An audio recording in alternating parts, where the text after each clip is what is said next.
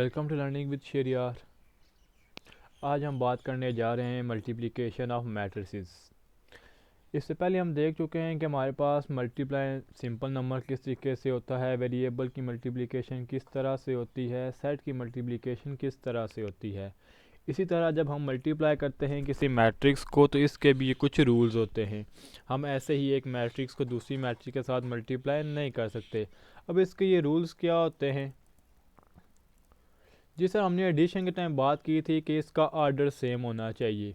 यहाँ पर मल्टीप्लिकेशन में भी इसका आर्डर से रिलेटेड कुछ थोड़ा सा लिंक है कि हम इसके आर्डर को देखकर बताते हैं कि ये हमारे पास मल्टीप्लाई हो सकता है या नहीं हो सकता।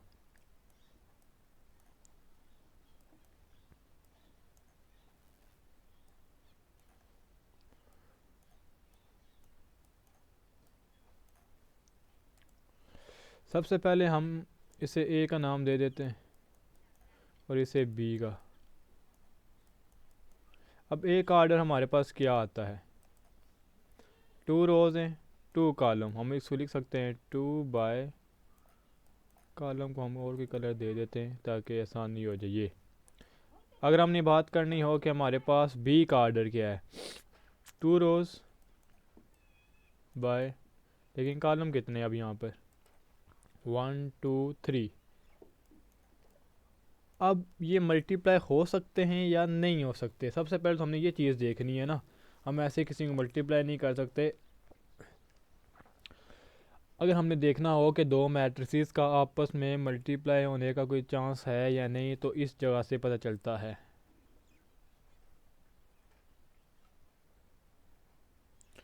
अगर ये नंबर सेम हैं तो मल्टीप्लाई होगा, अगर ये नंबर सेम नहीं है तो ये मल्टीप्लाई नहीं हो सकता। यानी कि पहले मैट्रिक्स के कॉलम, दूसरे मैट्रिक्स के रो, ये आपस में सेम होने चाहिए। अगर ये सेम होंगे तभी हमारे पास मल्टीप्लिकेशन पॉसिबल है, वरना ये पॉसिबल नहीं है।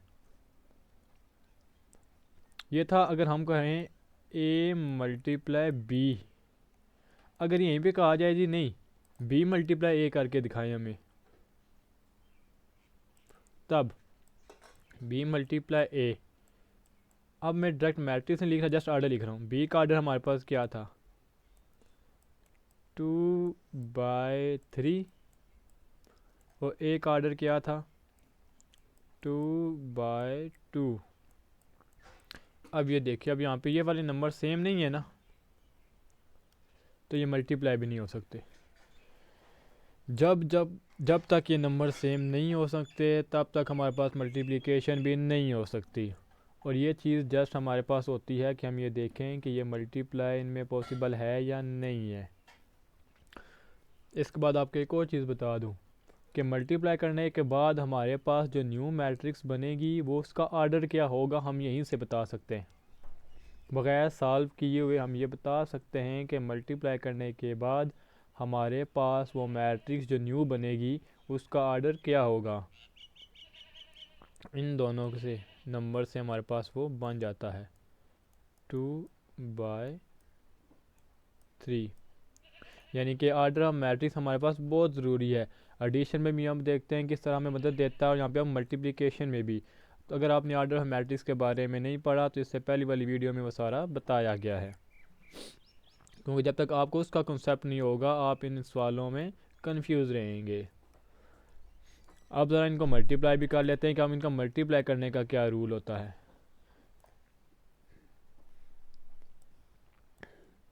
या पहले हम कुछ ऐसे क्वेश्चन देख लेते हैं कि वहाँ पे हम देख सकते हैं कि मल्टीप्लिकेशन पॉसिबल है या नहीं है। क्वेश्चन नंबर 1 में कहा गया है which of the following product of the matrix is comfortable for multiplication. हमने बताना है कि यहाँ पे ऐसे कौन से नंबर हैं जो मल्टीप्लाई करने के लिए कंफर्टेबल हैं। क्वेश्चन नंबर 1 में देखें तो इसकी रोज़ और कॉलम को देखना पड़ेगा। क्वेश्चन नंबर 2 में उसकी रोज़ और कॉलम को देखना पड़ेगा। क्वेश्चन नंबर 3 में भी और क्वेश्चन नंबर 5 में भी। चलिए क्वेश्चन नंबर 1 में देखते हैं। क्वेश्चन नंबर 1 में देखें तो यहाँ पर हमारे पास जो पहली मैट्रिक्स दी गई है इसका आर्डर क्या है 2/2। दूसरी मैट्रिक्स का आर्डर क्या है 2/1।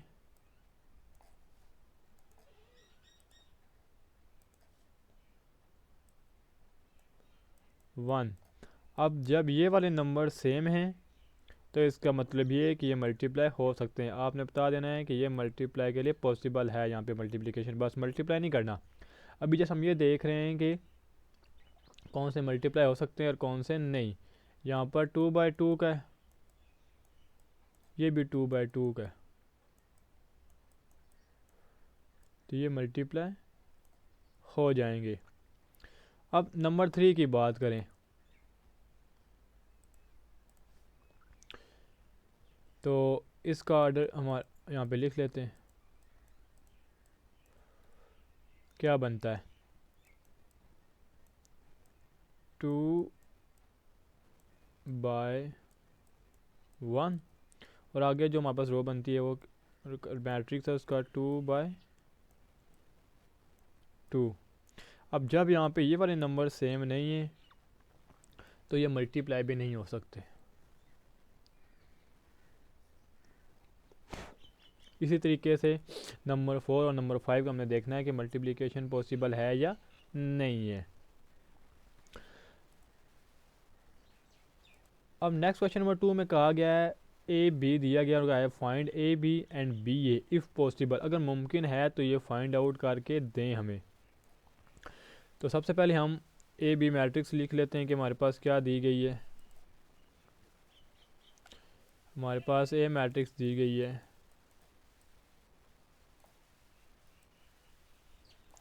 और बी मैट्रिक्स दी गई है। अब यहाँ पे हम देखेंगे साथ मल्टीप्लाई करने का रूल क्या है, हाँ, और हम वो चीज़ क्यों देखते हैं कि एक के कॉलम और दूसरे के रो सेम होने चाहिए। 3 0 -1 2, 3 0 -1 2 और बी की मैट्रिक्स हमारे पास दी गई है 6 5 6 5। सबसे पहले उन्होंने कहा है जी ए बी, तो पहले हम ए की मैट्रिक्स लिख लेंगे 3 0 -1 2, फिर हम लिख लेंगे बी की मैट्रिक्स 6 5।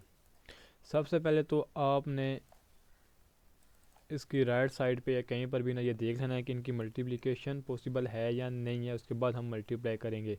ए का आर्डर देखें तो हमारे पास बनता है 2/2, हम ऐसे भी लिख सकते हैं, और बी का आर्डर हमारे पास बनता है 2/1। तो अब ये नंबर सेम है यानी ये मल्टीप्लाई हो सकते हैं। चलिए अब मल्टीप्लाई करते हैं कि हम इसकी मल्टीप्लिकेशन कैसे होती है।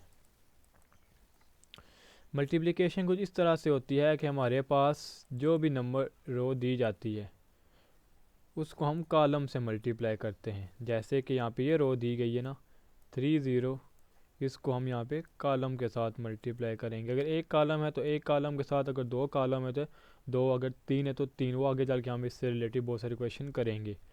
और जब हम इसकी मल्टीप्लिकेशन करने लगे हैं तो पहले नंबर को पहले नंबर के साथ मल्टीप्लाई करना है, दूसरे को हमने दूसरे के साथ मल्टीप्लाई करना है। यानी 3 को हम मल्टीप्लाई करेंगे 6 के साथ, फिर हम ऐड कर देंगे और 0 को मल्टीप्लाई करेंगे 5 के साथ।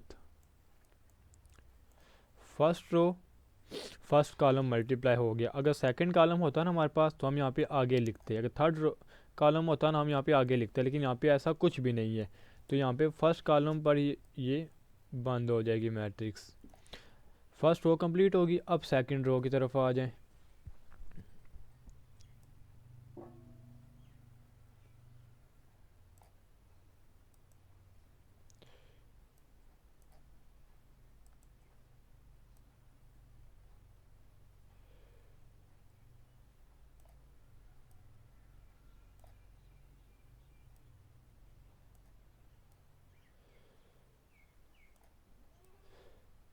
जिस तरह हमने फर्स्ट रो में मल्टीप्लिकेशन की थी ऐसे ही सेकंड रो में करेंगे कि हमारे पास सेकंड रो फर्स्ट कॉलम।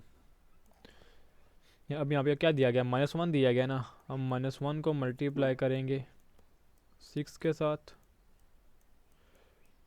और यहाँ पे 2 दिया गया रो में, 2 को मल्टीप्लाई करेंगे 5 के साथ, तो इसका आंसर हमारे पास आ जाएगा 6 3 टाइम 18, 5 को 0 से मल्टीप्लाई करेंगे तो 0,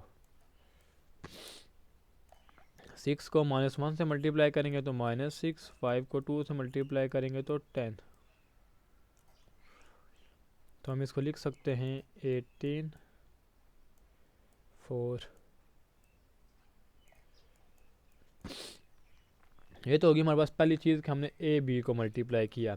सेकंड उन्होंने कहा था जी मालूम करें कि बी ए मल्टीप्लाई हो सकता है अगर पॉसिबल है या नहीं। तो पहले बी का सेट लिख लें, मैट्रिक्स लिख लें सॉरी, बी और फिर ए, 3 0 -1 2। तो सबसे पहले तो आपने इसका ऑर्डर देख लेना है इसका ऑर्डर है 2/1 जबकि इसका ऑर्डर है 2/2। अब यहाँ पे ये नंबर सेम नहीं है तो यहाँ पे लिख देना है आपने नॉट पॉसिबल।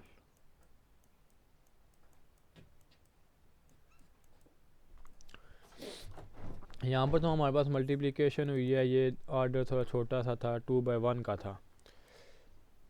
हमने ये भी देख लिया कि यहाँ पे जब ऑर्डर यहाँ पे ये नंबर सेम ना हो तो मल्टीप्लिकेशन भी पॉसिबल नहीं है।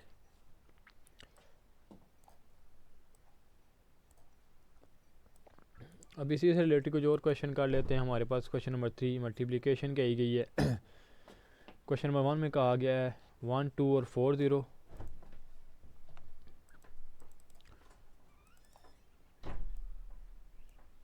वन टू 4 0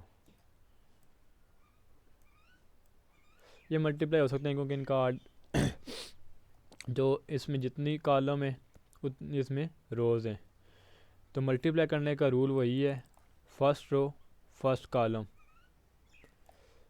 फिर पहले नंबर को पहले के साथ दूसरे को दूसरे के साथ मल्टीप्लाई करना है। 1 को हम मल्टीप्लाई करेंगे 4 के साथ, फिर यहाँ पे प्लस का साइन, फिर 2 को मल्टीप्लाई करेंगे 0 के साथ। तो यहाँ पे हमारे पास आंसर आ जाएगा 4 + 0 और यहाँ पे आ जाएगा 4।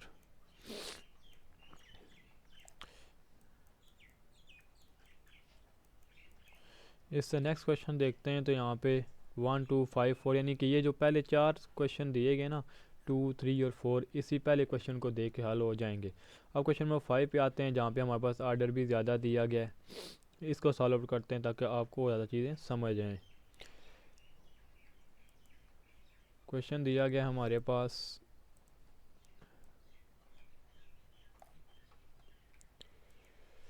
1 2 -3 0 6 -1 और सेकंड जो हमारे पास मैट्रिक्स दी गई है वो 2/2 की है, 4 5 0 -4। सबसे पहले तो इसका जो ऑर्डर है वो क्या है,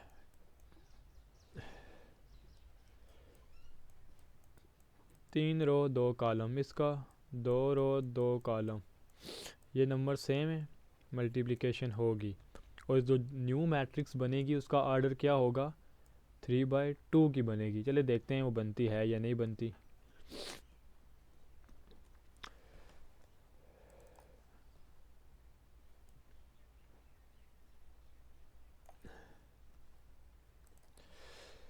जैसे कि बताया था कि हमारे पास हम मल्टीप्लाई करते हैं फर्स्ट रो को फर्स्ट कॉलम के साथ, वो मल्टीप्लाई करके देखते हैं। 1 को हम मल्टीप्लाई करेंगे 4 के साथ, प्लस 2 को मल्टीप्लाई करेंगे 0 के साथ। ठीक हो गया। लेकिन अब यहाँ पे हमारे पास फर्स्ट रो के साथ सेकंड कॉलम भी आ रहा है तो हमने इसको भी मल्टीप्लाई करना होगा।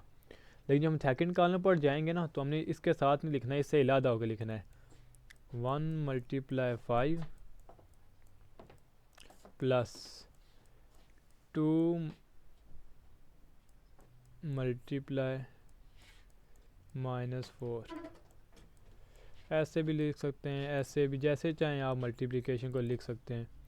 बस ना ध्यान रखना है कि साइन का आपस में कोई इशू ना हो। फर्स्ट रो फर्स्ट कॉलम के साथ भी हमने मल्टीप्लाई कर ली, फर्स्ट रो को हमने सेकंड कॉलम के साथ भी मल्टीप्लाई कर लिया। अब इससे आगे हमारे पास और कोई भी कॉलम नहीं आ रहा, तो यहीं पर ये मैट्रिक्स बंद हो जाएगी। जैसे हमने फर्स्ट रो के साथ किया, अब ऐसे ही हमने सेकंड रो के साथ इनको मल्टीप्लाई करना है। तो मल्टीप्लाई करेंगे -3 को 4 के साथ, प्लस 0 को 0 के साथ, फिर -3 को 5 के साथ, प्लस 0 को -4 के साथ। अब इसी तरह हमें थर्ड रो के साथ भी ऐसे ही करना है। 6 को मल्टीप्लाई करेंगे 4 के साथ, और -1 को मल्टीप्लाई करेंगे 0 के साथ। जब सेकंड कॉलम पर आएंगे तो 6 को मल्टीप्लाई करेंगे 5 के साथ, और -1 को मल्टीप्लाई करेंगे -4 के साथ। अगर आप यहाँ पर एक चीज़ देखें ना, तो आपको आसानी से मल्टीप्लिकेशन की समझ आना शुरू हो जाएगी कि यहाँ पर जो नंबर दिए हुए हैं ना, सारे के सारे सेम है। ये अगर आप जस्ट फर्स्ट रो लिख लेते हैं ना, उसके बाद आप आसानी से, बस आप ये देखें यहाँ पे क्या लिखा होता है 1 3 1 -3 6 1 -6 2 0 1 2 0 -1। सारी की सारी चीज़ें वही लिखी हैं 1 -3 6 2 0 -1। अगर आप फर्स्ट रो लिख लेते हैं ना, तो नीचे आप आसानी से इस चीज़ को भी देखने की ज़रूरत भी नहीं पड़ती, आप जस्ट इस चीज़ को इनके साथ मल्टीप्लाई करके लिख सकते हैं।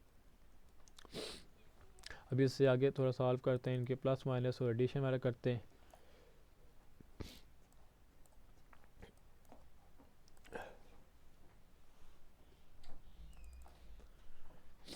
तो ये हमारे पास बन जाएगा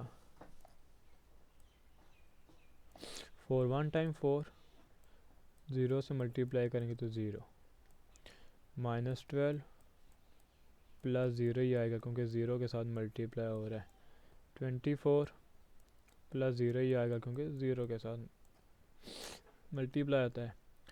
5 1 time 5, 4 2 time 8 plus minus minus, 5 3 time 15, यहाँ पे 0 आ जाएगा क्योंकि 0 के साथ मल्टीप्लाई हुआ है। और यहाँ पे 6 5 30, माइनस माइनस प्लस हो जाएगा, और ये यहाँ पे प्लस ही रहेगा 4 1 टाइम 4। तो इसका आंसर हमारे पास आ जाएगा 4 -12 24, और यहाँ पे 8 -5 -3 आ जाएगा। यहाँ पे -15 आ जाएगा, और यहाँ पे 30 + 4 34। अब इससे ज़्यादा भी अगर हमारे पास मैट्रिक्स या कॉलम आते हैं, हम उनको मल्टीप्लाई कर सकते हैं। एक और क्वेश्चन करते हैं ताकि आपको इससे और ज़्यादा समझ आ जाए।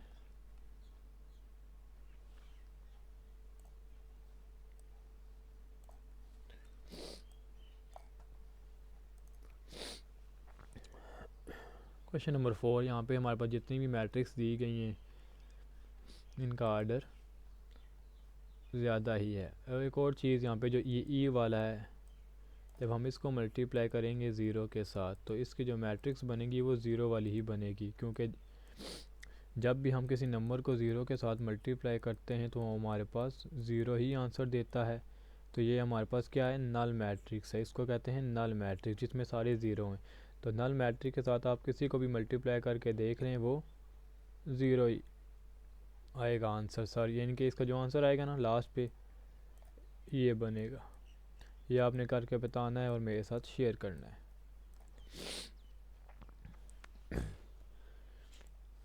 हमने 2x3 वाली मैट्रिक्स को देख ली ना, यानी इसका जो क्वेश्चन नंबर 5 है इसका क्वेश्चन नंबर 1 सेम है। अब इस मैट्रिक्स को सॉल्व करते हैं जहाँ पे हमारे पास थोड़ा आर्डर अलग से है। यहाँ पे हमारे पास कहा गया है 1 2 3, यानी कि काउंटिंग है 1 2 3 4 5 6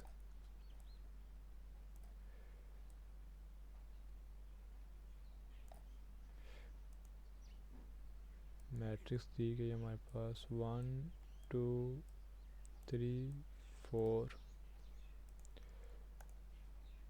-1 और 1।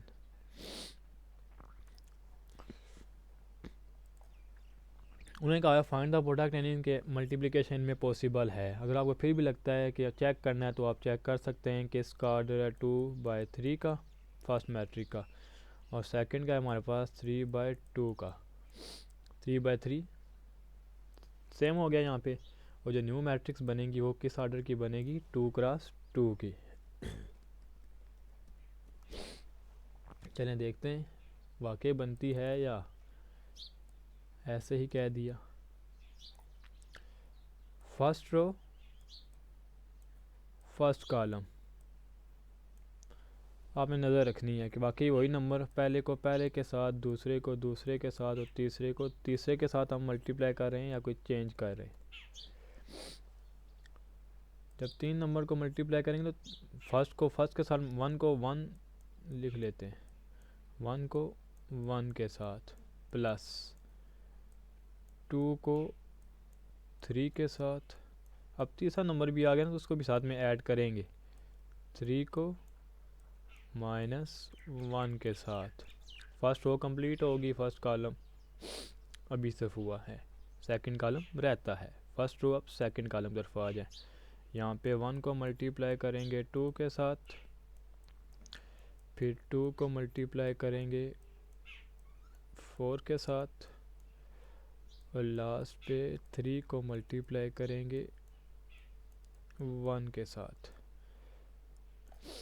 जैसे कि मैंने उसमें भी बताया था कि हम एक बार मल्टीप्लाई कर लें तो हमें पता चल जाता है कि हमने किसको किसके साथ मल्टीप्लाई करना है, तो आगे इसको देखने की ज़रूरत नहीं पड़ती। अब जस्ट इस नंबर को देखते जाएँ, 4 5 6 है ना, 4 यहाँ पे 1 लिखा था, यहाँ पर भी 1 लिख दें।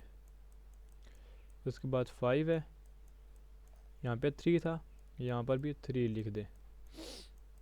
उसके बाद 6 है, तो यहाँ पे -1 लिखा था ना, यहाँ पर भी -1 लिख दें। फिर 4 2 लिख दें। 5 है, तो यहाँ पे 4 लिखा हुआ है, तो यहाँ पर भी 4 लिख दें। 6 है, और यहाँ पर 1 था तो ऊपर यहाँ पर भी 1 लिख दें।